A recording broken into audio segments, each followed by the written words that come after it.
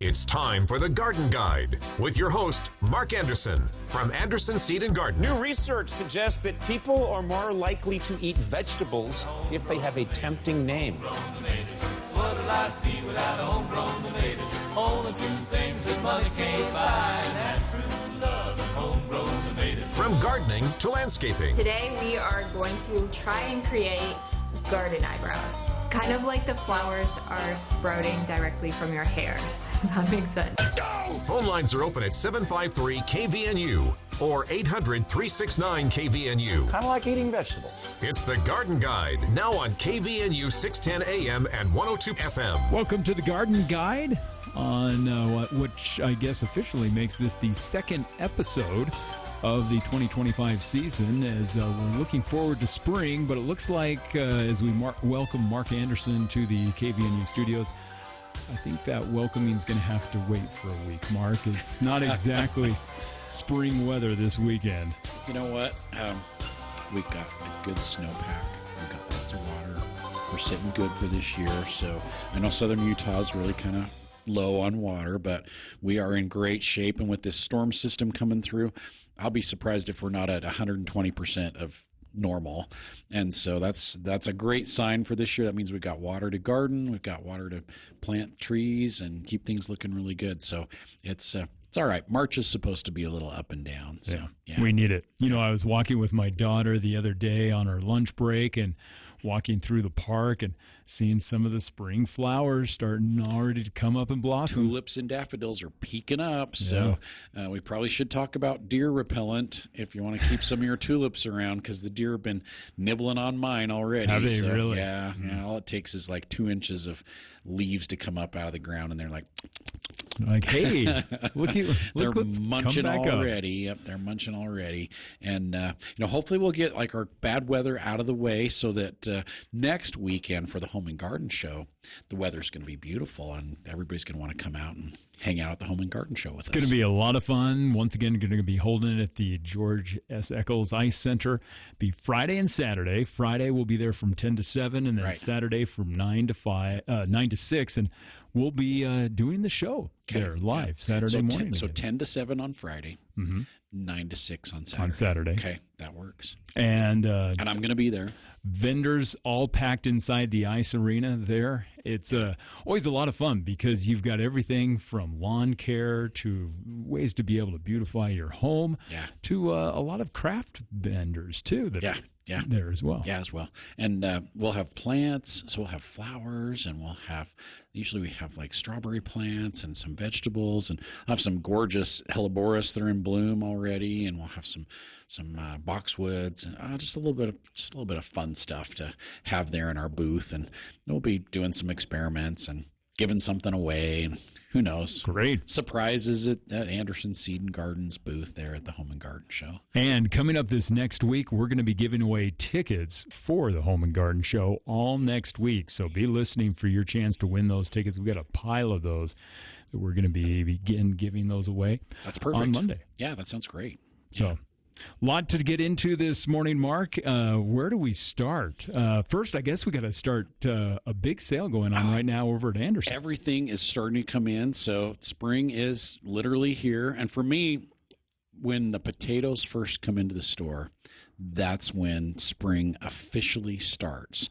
Because I remember when I was like 5, 6 years old, going with my dad to go get the potatoes we'd sell at the store, but he had them stored in a cold cellar that was just east of Rudy's greenhouses. So it's down there on Canyon Road. There's houses all there now, but it was just in a big open field, and there was a big root cellar there. And we'd store all of our potatoes there for the whole season. And I'd go up there with him in the truck, and we're talking like a 56 Chevy flatbed. We'd drive up there, rumble up there, and we'd grab the potatoes. And they weren't in 50-pound bags back then. They were in 100-pound bags. Oh. Yeah, so there were 100-pound bags of potatoes, and they were so heavy, and it's like at that age I couldn't pick them up, but I could at least kind of help Dad, throw them in the back of the truck. But the smell of the root cellar just had a unique, potato, musty dirt smell, And when the potatoes come in now in the springtime, that smell just kind of brings all those memories back doing that. And for me, that's like the sure sign that spring's here. Gives you that spring fever. Yeah. So the potatoes are in. Yeah. So potatoes came in this week. And so we've got all the different kinds of potatoes. Onion plants are here. I think Monday they're shipping our asparagus, and so we should get asparagus in next week. But the strawberry plants came, the raspberry plants came. I've got blueberries, I've got blackberries, we've got golden raspberries, currants.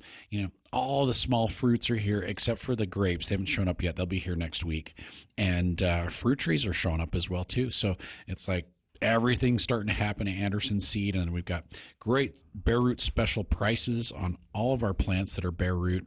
And then we've also got our shade tree special going right now. So we brought in some 5-gallon shade trees to kind of complement the fruit trees. So because every year we have people come in and are going to do bare root shade trees too, or just the fruit trees? And the bare root shade trees are a little complicated. They're a little bit difficult to handle. And so we have avoided that over the years because we tried it once or twice and it just didn't work out really well for us. It was too much of a mess. So this year we were able to contract with one of our growers to bring in some 5-gallon shade trees and flowering trees that are going to be priced at 30% off to start the year off with, which kind of mirrors the price that we're doing on the bare root trees. Okay. And so 30% off our 5-gallon shade trees, and they're all marked, so they've all got tags on them that say, these are the ones that are 30% off, because I do have other trees as well too that are on sale. But these are like our shade trees and flowering trees to go along with our fruit trees. And so we've got a really great early season special going on between the bare root pricing and the shade trees that are on sale, 30% off. Can't beat it. It's a really great time to come to Anderson's. A little bit of everything's coming in. And if you want to know tips on how to be able to plant those bare root trees, you've got a class coming up this afternoon that's free. We do. At 1 o'clock today, we are teaching our Planting Bare Root seminar, and it is free at 1 o'clock, and we'll walk you through the process of how to select the bare root, how to take care of it before you get it planted, how to prep the hole, how to get it planted properly, what to apply to it to get it to be as successful as possible. So we'll walk you through that whole process of planting bare root, and you'll be an expert by the time you're done with our seminar. Yeah, so 1 o'clock at Anderson's in our classroom, and it's free. That seminar is free. I can hold about 35 people. If we get more than 35, we'll have to do another session sometime. Yeah. Okay. Yeah. So, but that's a really great class. It's fun. Tips on how to plant bare root trees coming up this afternoon at Anderson Seed and Garden, and then also, of course, you'll have other classes coming up. In fact, I think you're going to be doing some classes at the Home and Garden Show too. At the Home and Garden Show, we've got a bunch of classes lined up, and just a kind of a teaser on those. We'll be doing some fairy garden classes. We've got a class to show you how to do Easter basket grass, so you can start your Easter baskets at home and have real grass in your Easter basket instead of fake, yucky, scary plastic grass that gets everywhere and you can't get rid of it for months. And so you can do your own Easter baskets. So we'll show you how to do that as well too. And there's a couple other classes that we're doing as well, and I don't have the list in front of me, but lots of fun things going on at the Home and Garden Show. We'll be doing a bunch of different classes. I think we're doing a pruning class as well too on that Saturday. Yeah. So it's coming up. So what, 19th and 20th? Yeah. Or let's see, 21st and 22nd. 21st and 2nd. Okay, there we go. 21st and 22nd, Friday and Saturday, 10 to 7 on Friday, 9 to 6 on Saturday. And we hope you join us for that. So got a lot of questions that we can answer this morning, and talk about just some of the questions that are coming up to you when you're at the store too. Oh, yeah. Right before... it seems like every time I need to leave the store, somebody grabs me and has a question. The last one that I got was what do I put on my lawn now? What do I do? What do I put on my lawn? Should I put my pre-emergent on? And we had a really good discussion because there's some tricks to get your pre-emergent to work better and also to green your lawn up like crazy. So what I've done is this week, right before the storm, I put my Humate on. So Humate went on, and I'll try and do that as early as possible. It helps melt the rest of the snow that's out there, gets rid of the snow, but it has minerals and micronutrients and microbes and microorganisms in there that will really green the lawn up and get it looking really, really good in a short amount of time. And it also breaks down thatch. So it'll break down thatch and dead grass clippings. So I don't even rake my lawn in the springtime.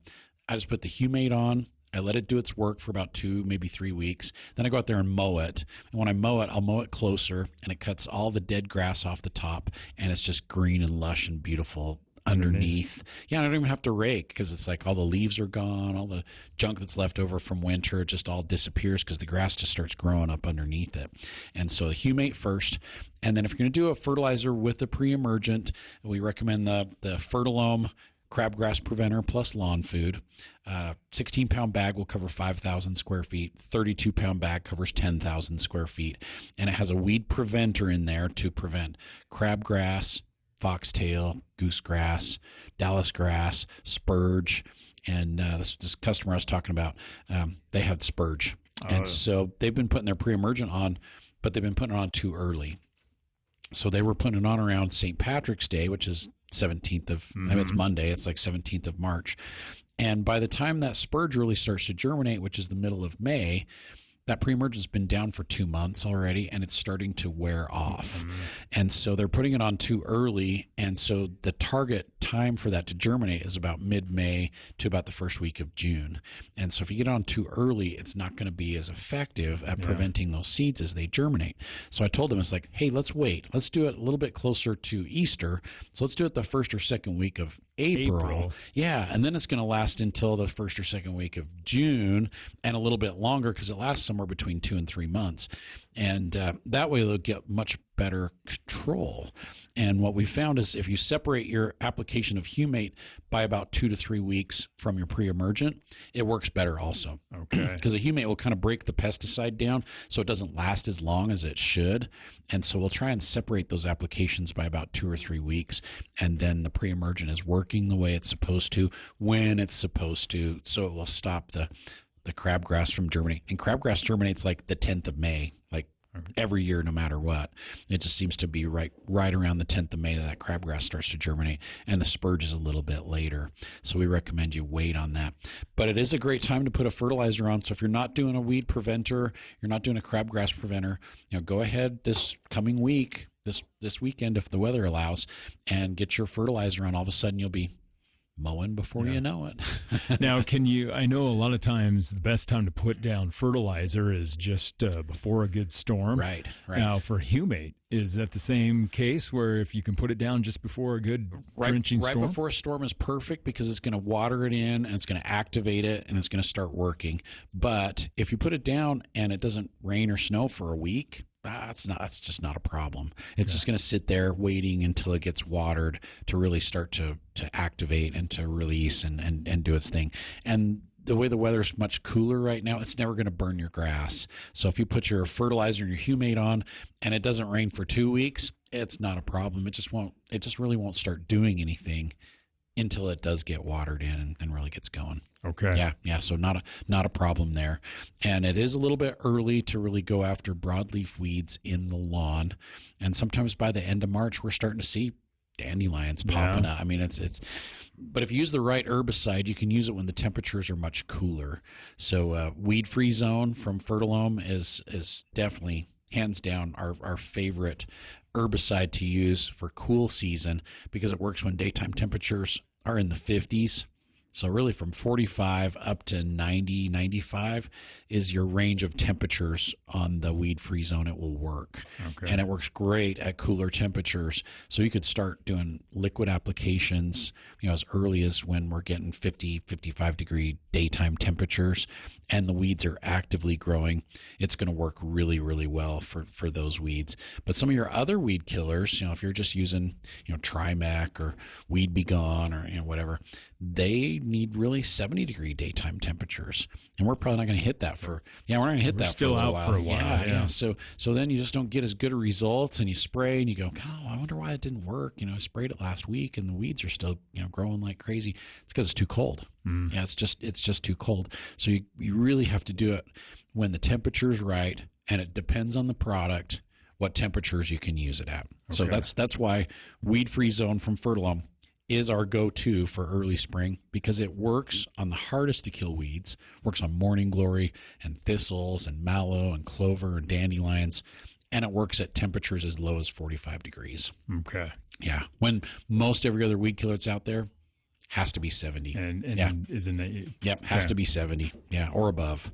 And so right now, weed-free zone might be a little early. We just want to wait till those weeds are actively growing. So when you see them really start to green up and start to grow and, flower pods are starting to come up on the dandelions, you can go ahead and use it at that point, and that would work great. But if your weeds are still kind of showing dormancy and not really doing anything, give it a couple more weeks. Yeah, give it a couple more weeks. Yeah, let's just wait a little bit, and it will be a lot more effective for you, and you'll be a lot happier with the results. Okay. Yeah, much happier with the results.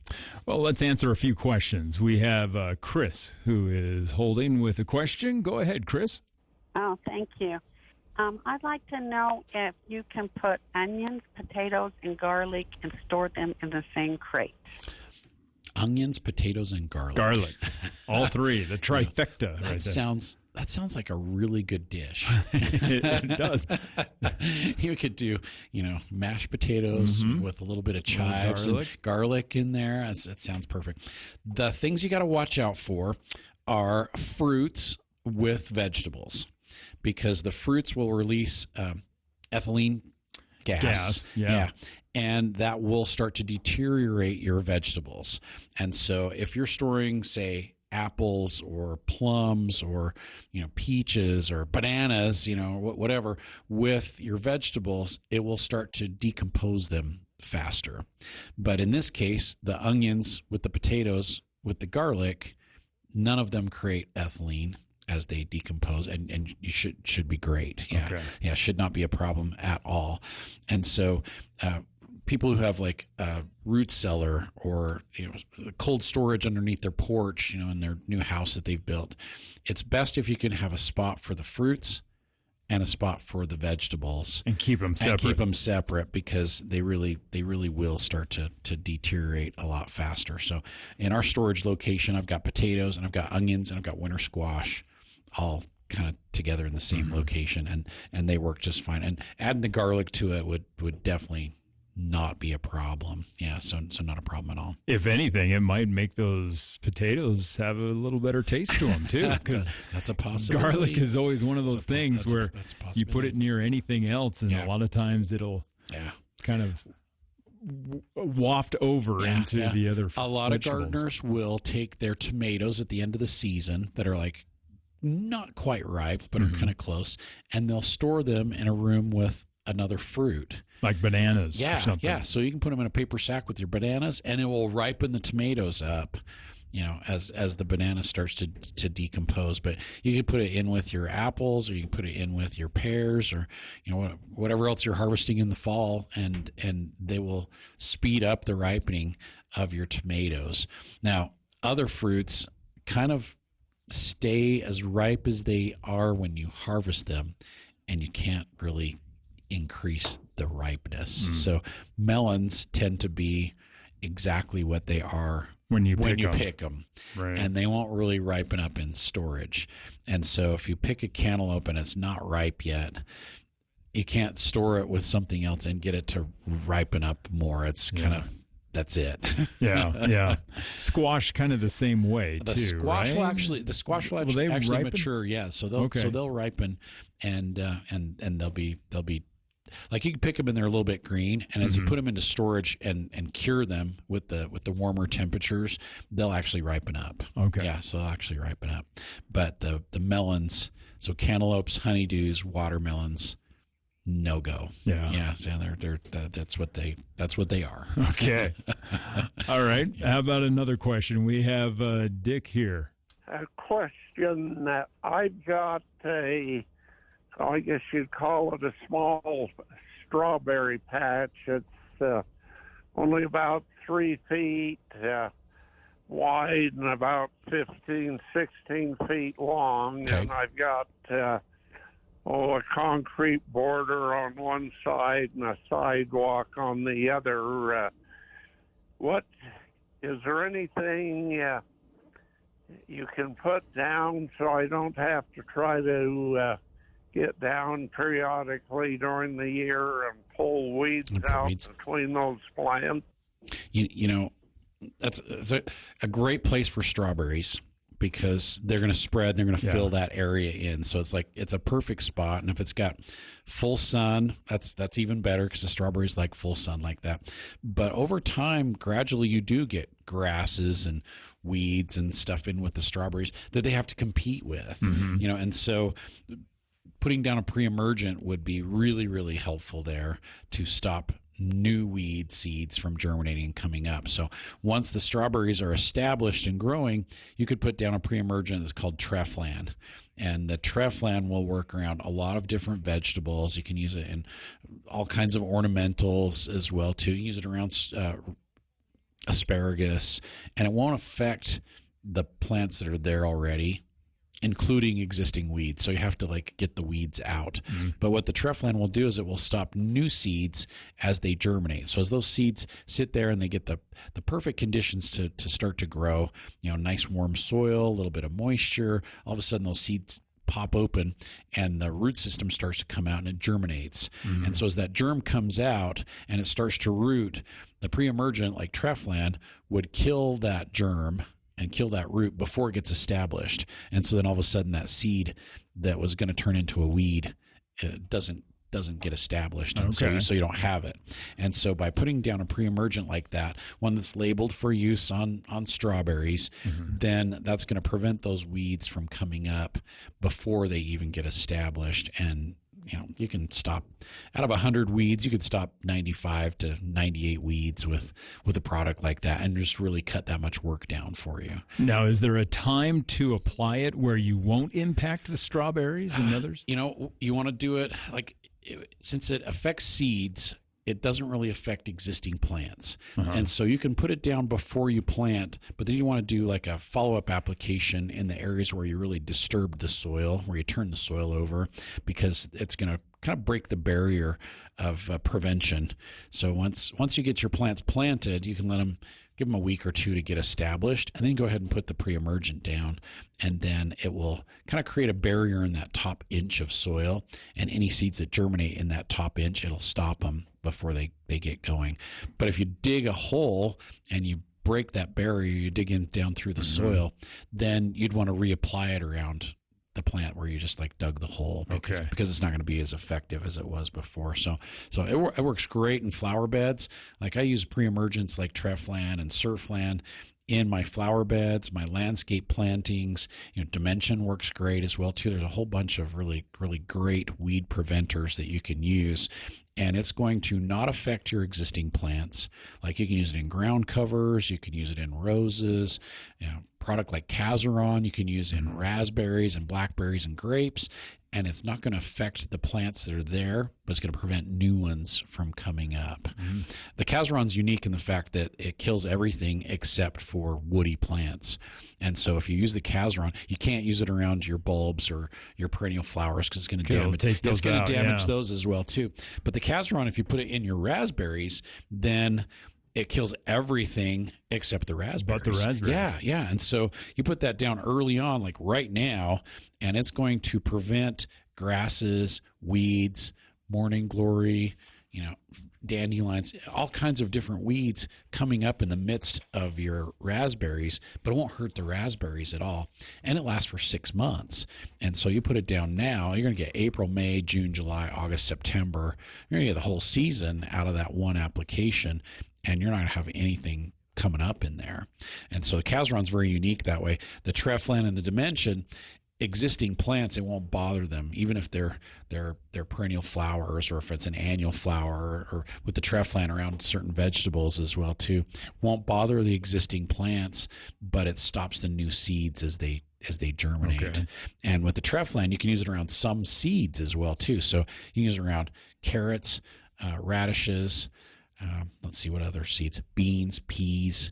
You can use it on those types of seeds, and it won't bother those seeds, but it'll stop the other weeds from coming up. So it's a really great way to prevent weeds early on, so you don't have to do the weeding later. Later on. Yeah, later. Okay. So that worked great for Dick. Yeah. So Treflan, a great one. Yeah. Surfland. Kazaron, if you've got raspberries. Woody plants. Yeah, it's got to go around woody plants or cane plants.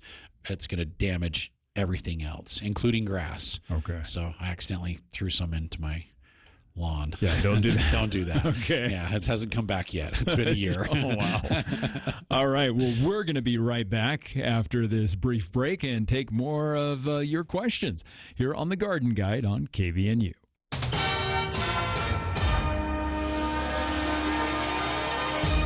With your KVNU News update, I'm Will Feelright. A man has been sentenced after he was found guilty of bankruptcy fraud, false bankruptcy declaration, and bribery in bankruptcy. Richard Villanueva Mitchell of Midvale was sentenced to 2 years probation. Now, Mitchell reportedly had filed for bankruptcy in May 2017 and sought to eliminate more than $600,000 in debts. Now, he disclosed little to no assets, according to the U.S. Attorney's Office for the District of Utah. Now, in October 2017, however, it was discovered that he owned and controlled several storage trailers that were full of hundreds of new household appliances at a storage facility. Now, the appliances included dishwashers, refrigerators, washers, dryers, and ranges. They were appliances that he previously borrowed roughly $500,000 to buy. And a man who worked with the fundraising team for a Salt Lake City charter school was arrested this past week on suspicion of possessing child pornography. Local police said they received a report from the National Center for Missing and Exploited Children's tip line last June. The report came from a social media company that flagged an account for possibly uploading child sexual abuse material. Now, investigators reportedly traced the account to a 31-year-old Eric Philip Rohn. Now, they searched his phone and allegedly found 4 sexually explicit images involving children. Rohn was booked into the Salt Lake County Jail this past week and is being held without bail. Now, police noted in the arrest report that Rowan worked for a school and has access and is around young children. Now, the Guadalupe Center, it's a charter school in Salt Lake City, issued a statement on Friday saying that Rohn was a member of their fundraising team and was fired after his arrest. Well, going to continue to see a mix of rain and snow over the next several days as temperatures during the day staying around the 40s with overnight temperatures around the mid-teens. Will Feelright with your KVNU News Update. From ABC News Wall Street Weekend, a wild ride this week on Wall Street as President Trump's trade war ramps up. After the president's tariff threats on European booze sent stocks tumbling earlier this week, markets bounced back Friday, possibly on news that Congress averted a government shutdown. But the lingering uncertainty over tariffs continues to impact the economy. Consumer sentiment dropped 11% versus last month and 22% since December. And a new report from the S&P says there's a 25% chance of a recession over the next 12 months. Gold is often a haven during uncertainty, and the widespread economic turmoil sending the price of the metal to a record high, surpassing $3,000 an ounce for the first time this week. A tough time for Florida citrus growers dealing with the 1-2 punch of hurricanes and disease. Some farmers throwing in the towel, which is creating a boon for developers looking to buy that land and build homes for the state's rapidly growing population. Dave Packer, ABC News.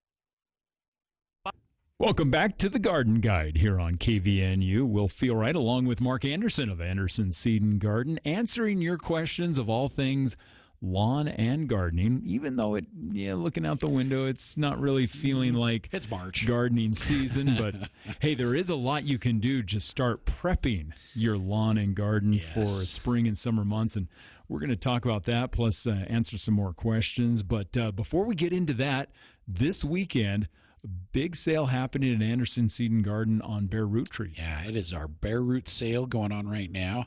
And basically everything's starting to show up. So strawberries arrived this week. So I've got 2 varieties of strawberries, a June bearing and an ever bearing. I've got at least 3 or 4 kinds of raspberries that are here already. So really the best time of year to plant raspberries is a month that has an R in it. So any month that has an R in it is a good month to plant raspberries. So March has an R in it. April has an R in it. May does not. June, July, August, no R's. Okay. September, October. October. Those are good months for planting. So if you want to do raspberries and be successful with them, get them right now. Okay. Don't wait till May because the soil gets warmer and they don't transplant as well as they do like right now. So got a great selection of raspberries in stock, all bare root. We have currants, we have gooseberries, we have blueberries, we have elderberries. Those are all in stock as well too. We got some honeyberries in, so I think we got about 30 plants of honeyberries in. Everybody's always like dying for honeyberries, so those are going to disappear really pretty fast. And so we've got those. Asparagus are going to be here next week. Bare root onions are here right now. The blueberries blueberries are here. The grapes. Grapes will probably show up next week as well, too. Okay. So we've got a few things that aren't here, but most everything's starting to show up. And then our first batch of fruit trees is we're just getting that ready to go right now. And peaches, nectarines, cherries, apricots, plums, apples, pears, got all of them. Okay. Yeah. It's like not all the varieties that we've got coming are here, but probably 70% are here. And then we'll get another shipment probably next week or, the last week of March. And then we'll get another one like right after that as well too. So we've got 2 more shipments of fruit trees coming. And so now's the time to come in, take advantage of it and, get those trees while they're hot. Okay. And peaches disappear really, really fast. It's like you turn around and it's like, man, where did they go? Yeah, I had like 30 of those. Where'd they go? Yeah. Always one of the most popular. Oh, yeah. So that happens. So you want to come in and get those like right away. And, of course, this year we decided to add some shade and flowering trees into the mix as well, too. So they're not bare root, though, but they're in 5-gallon containers. So they're established in 5-gallon pots.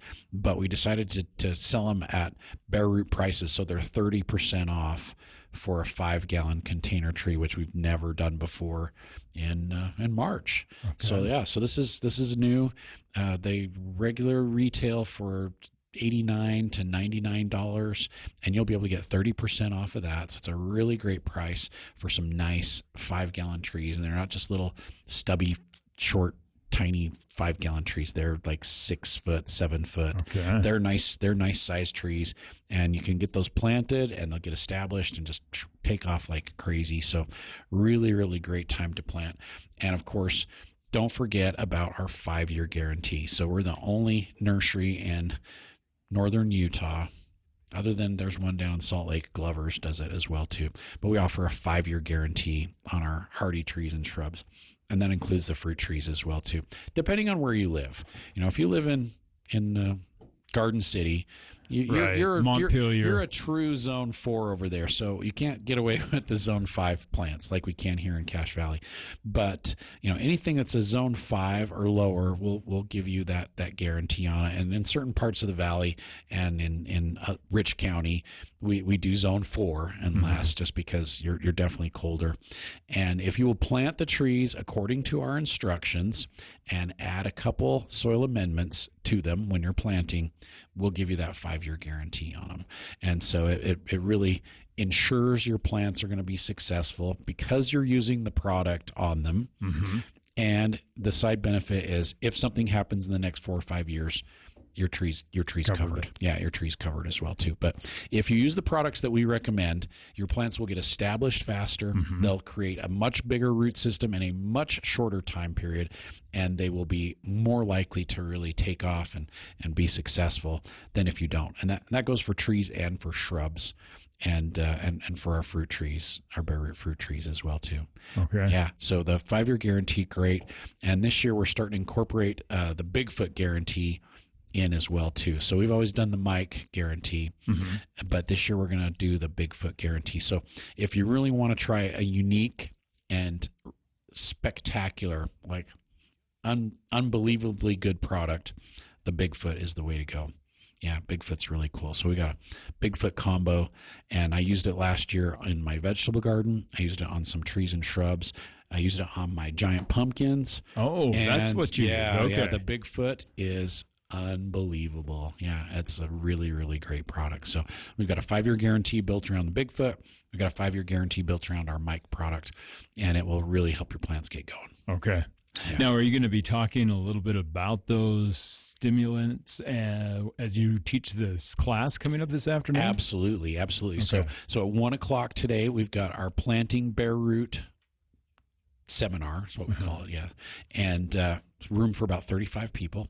And we'll just walk you through the whole process of how to select your bare root plants, how to care for them once you get them home, and how to prep your holes and how to plant the plants, what products to use on them to make them more successful. So that seminar today will cover all that stuff, and it will make you more successful when you're planting bare root plants. Okay, and that seminar free. It's free. Yeah, the only requirement is, I know you were asking if people will just sign up ahead of time. Yep. It really helps so we know how many people to plan for. Okay. Yep. And you can sign up on our website, or you can call in. We can sign you up if that's a little too difficult for you. All right. Well, you were mentioning that great time to plant bare root trees, great time to plant shade trees, flowering trees. Yeah. A lot of people asking, we were talking about it earlier on in the show about getting your lawn ready, dropping fertilizer, Right. What about garden plots? What's the best way to, you can't exactly start dropping a lot of plants in yet, but some early crops can go in. Absolutely, But what's the best way to get your garden ready as we look to planting in the next month and a half? Right. And so some people whose soil has dried out quickly, they've been able to just run the tiller through the garden really quick and start planting. So as soon as your soil dries out, you're able to plant all of our cold crops. Now, if you stop into the store or if you go onto our website, we've got our planting guide on there on the website, or physically in the store if you want it. And it has the timing of when to plant things, and it tells you how deep and how far apart and how much space between rows, and how much seed you need to do 100 feet. It's got all that information on there. But right now we are in Group A, and Group A can all be planted whether it freezes or snows or blows or sleet or whatever. Whatever Mother Nature throws at them, they can handle it. Okay. So we're talking peas, spinach, lettuce, radishes, cabbage, cauliflower, broccoli, kale. They can all be planted right now, and they can handle the cold. They can handle cooler, wet soils. They can handle if it snows this weekend, all weekend. Okay. No problem there. If you're doing plants, and we do have some plants that have come in, so if you want to do cabbage plants or broccoli or the onion plants, I've got really great selection of onion plants in. Those can go out. The cabbage, cauliflower, broccoli, kale, you might want to protect those a little bit. So maybe some hot caps just to help them get established instead of just throwing them right out in the garden, because they're really going from a 60-degree greenhouse to right outside. If we have some freezing temperatures, could damage them a little bit because they're not used to that environment yet. But they will be. They'll get used to it, and they'll be fine. But you want to kind of protect those just a little bit if you're doing plants outside. And if you're doing any of the bare root plants, let it snow and let it freeze. It's like they're dormant. So no problem. Yeah, it doesn't bother them at all. So you can just go ahead and plant those and just let them leaf out when everything else leafs out in your yard or in your neighborhood, and they'll just catch up with all the other plants. They'll do great that way. So it's really great time to get out there and do some planting. I know some people didn't prep their garden last fall, and so if you want to prep your garden soil this spring, you can still do that. So if it's too muddy, you want to wait for it to dry out a little bit. But in the fall, we recommend 2 to 4 inches of an organic matter or a compost or leaves and grass clippings or a combination of a whole bunch of different things. 2 to 4 inches is perfect in the fall, but in the spring it's too much because it doesn't decompose over winter, and so you've got kind of a mess to have to work through all spring. So we'll usually recommend cut that back to about a half to 1 inch total. Okay. So you don't want to put as much out there. So you could put half an inch of a compost out there, or you could put an inch of well composted manure, whatever it is you decide you want to put out there, peat moss. And I probably wouldn't do a lot of like leaves and grass clippings early on because it just takes so long for them to break down. But a composted product is going to be best, whether it's a steer compost or a poultry compost or soil building conditioner. I mean, we've got a lot of options at Anderson's. 1 inch at the most over your entire garden. Work that into the soil, add some humate to it, maybe add some zeolite if you want to get your soil so it holds moisture and doesn't clay, the clay doesn't clump up as much. Those would be great to add in. Mushroom compost would be awesome. I mean, there's tons of really great options to put out there. Just don't do too much, and then a little bit of nitrogen to go with it, a little bit of humate to help break it all down, and then till that in, and then as soon as you can work that soil and plant, go for it. Okay. Yeah, it's a good time to just get plants going. And with all of our Group A plants, so the spinach and the lettuce and the radishes and the cabbage and the cauliflower and the broccoli and the onions, peas, the earlier you get them in, the better they do. Okay. Don't wait too late because they like the cooler temperatures. They like the wet temperature, the wet conditions. They don't like hot and dry. And so when we get into the summer, it's just if it turns hot and dry too fast, they just will go to seed. And I had somebody in the store the other day, and they're like, I don't know why my spinach just always goes to seed. And my first question was like, when do you plant it? And they're like, about Mother's Day. It's like, how about this week? Yeah. How about you plant it this week, and it will do great for you, and it won't go to seed immediately. And they're like, oh, I didn't really know that. It's like, yeah, don't plant it on Mother's Day. It's too late because by the time it comes up, it's already 90 degrees, and it's just going to just go right to seed. And so we plant it now so that it has 2 months to grow before it starts to get hot, and you'll be harvesting it like crazy. Okay. Yeah. It's the way to go. All right. Well, we still want to talk about the Home and Garden Show. We'll do that. Yes. But we've got some questions that we can answer here. Let's first go out to Kathy, who's got a question.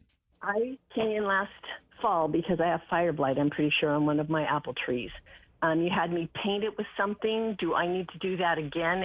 I'm just really worried that we're going to lose it.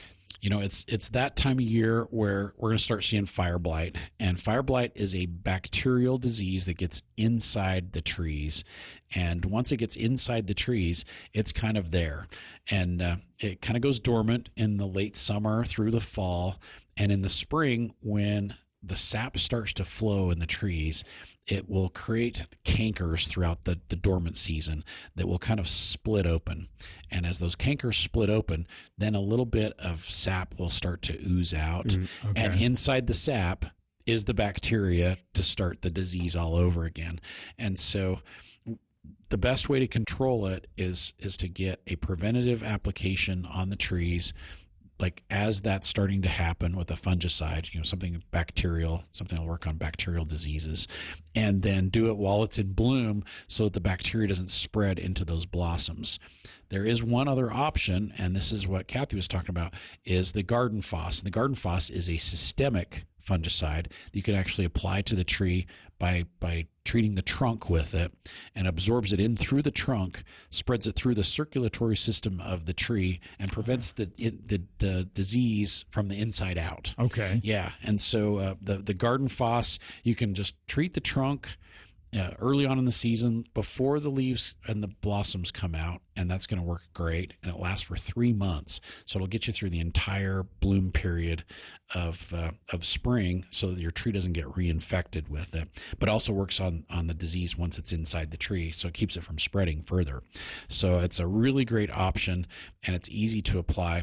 Otherwise, you're doing like a fungicide in with your dormant spray, which we're putting on trees like right now. Yeah, which is still really, we recommend it very highly. It's really good to help prevent diseases and insects from wintering over from last year, including fire blight.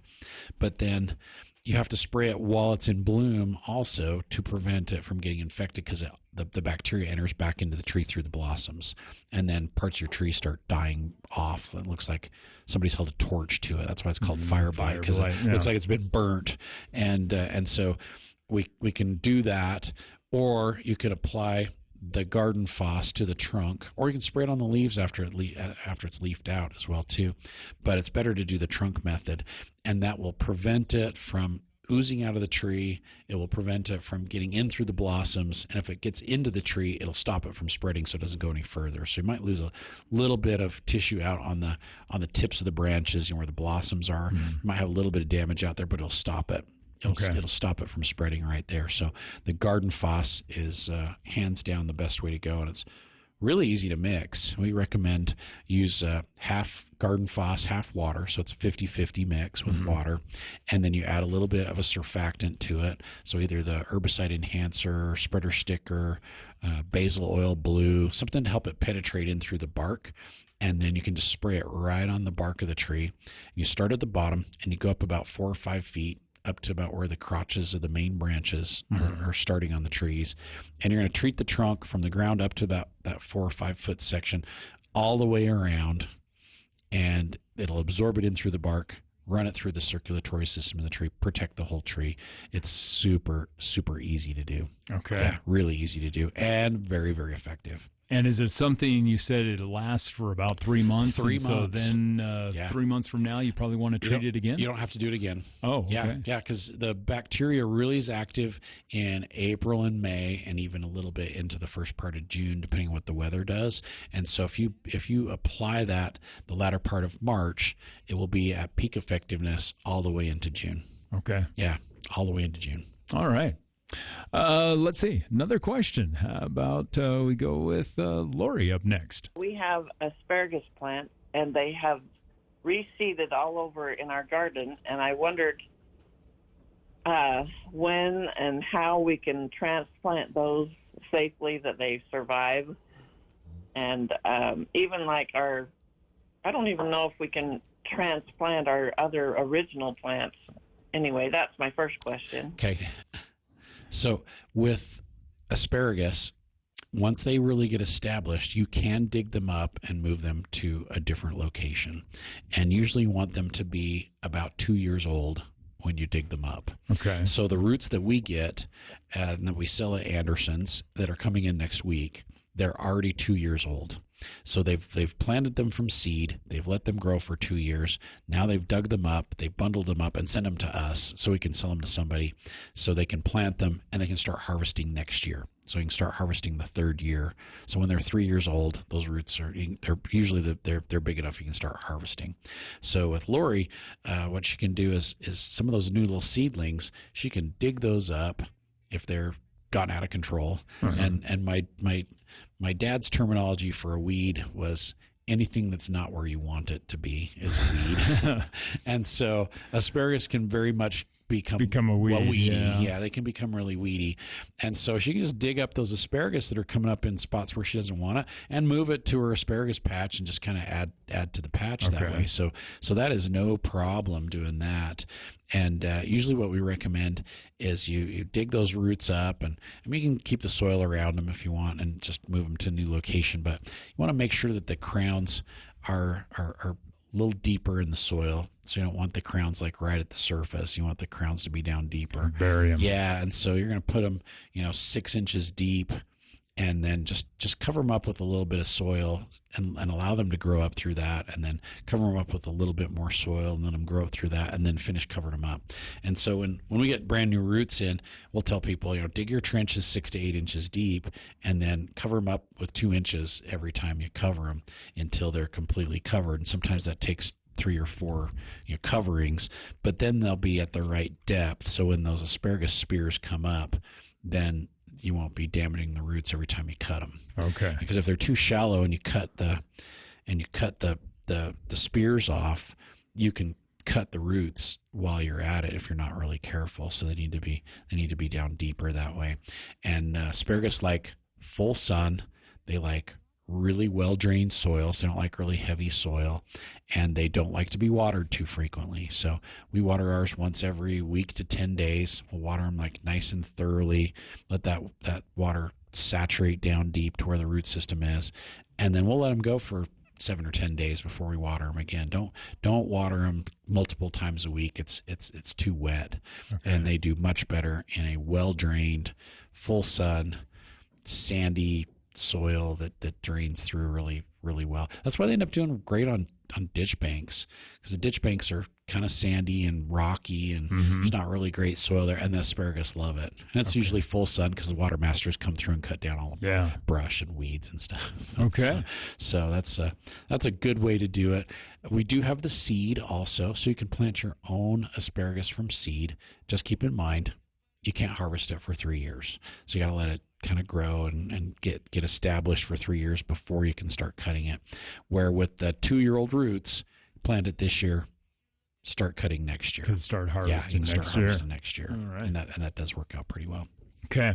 Well, we have just a couple minutes left, and we want to mention that coming up next week, we're going to be bringing you the show live from the Home and Garden Show. Once again, Anderson Seed and Garden, the title sponsor of the show. That was really fun last year. Yeah. I really had a blast doing that last year. It was fun because we're broadcasting there at the Home and Garden Show, and people sneak in early, and they're already like going through, and they're like looking at us like, what do you do?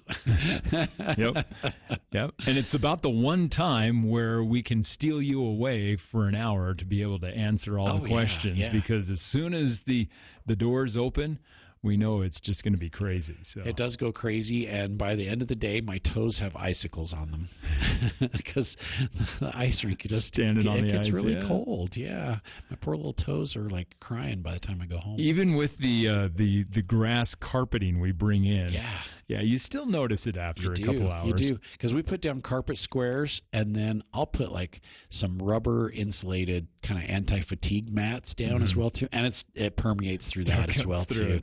Yeah, but it's really fun. I mean, we get to talk to so many people and answer so many questions, and just rub shoulders with people that are excited about gardening, and it's a perfect spot for us to be. Yeah, it's really a perfect spot. So we hope you join us next week. The Garden Show will be from 10 to 7 on Friday, then 9 to 6 on Saturday.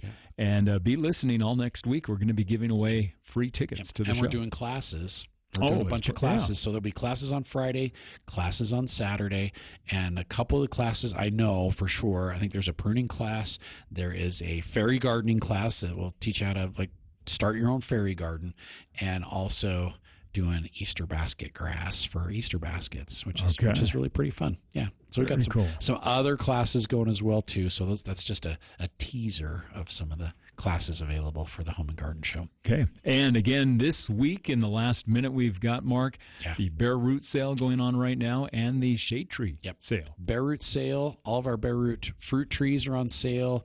We've got small fruits, everything from currants to raspberries to strawberries to blueberries. They're all here. Grapes should be here next week. And we also have a special going on some of our 5-gallon shade trees to kind of mirror the bare root sale. So they are 30% off on our 5-gallon shade trees. They're all marked. They've got special tags on them that say 30% off. And I've got about 300 trees, and there's about 30 different varieties of trees, so lots to choose from. I think there's actually 35 kinds of trees, and great varieties for this area, and they will do very, very, very well. So great sales going on. Potatoes are in, onions are here. vegetable plants, pansies and primroses are here too. So we're gonna put pansies out on Center Street probably next week if the weather cooperates. Okay. Yeah. So it's happening. All right. A lot to do out in the garden, even when the weather's kind of the way it is this weekend. And so join us again next week for the Garden Guide here on KVNU. Hi, I'm Jessica, and I am a brain cancer survivor. When I was 11 years old, I spent a lot of time at my local children's hospital for brain surgery, chemotherapy, and radiation. When I was in the hospital, I had no idea how much the medical bills were costing my family, and the insurance didn't cover all the equipment and treatments I needed. Thanks to donations to my hospital, I received amazing care and was able to kick cancer's butt.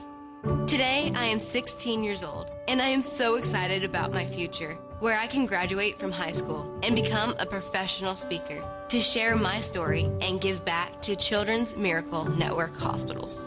I believe if we donate to children's hospitals, we can change kids' health and change the future. You can help too. Give now at childrensmiraclenetworkhospitals.org and put your money where the miracles are. Thank you. News, talk, Aggies. KVNU, Logan, 610 AM and 102.1 FM.